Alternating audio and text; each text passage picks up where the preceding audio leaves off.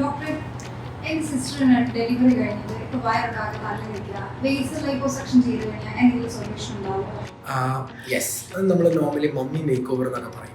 Laser liposuction actually നമ്മുടെ തൊലിയുടെ താഴെയുള്ള പിഞ്ചബിൾ ഫാറ്റിനെ, അല്ലെങ്കിൽ നമുക്ക് കൈകൊണ്ട് പിടിച്ചെടുക്കാൻ പറ്റുന്ന ഫാറ്റിനെ മാത്രമാണ് എടുത്തു കളയാൻ പറ്റുക.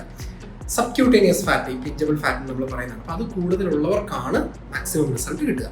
പ്രത്യേകിച്ചും പോസ്റ്റ് ഡെലിവറി നമ്മുടെ സ്കിൻ എക്സ്പാൻഡ് ചെയ്തിട്ട് നമ്മൾ തിരിച്ചു പോയിരിക്കുകയാണ് ആ സ്കിൻ. സോ അത് കുറച്ച് സാഗി ആവാം, മസിൽസ്, നമ്മുടെ അബ്ഡമൻ മസിൽസ് ലൂസ് ആവാം, പിന്നെ ഫാറ്റ് ഉണ്ടാവാം. ഈ 3 കാര്യങ്ങൾ കൊണ്ടാവാം വയറ് തള്ളി നിൽക്കുന്നത്.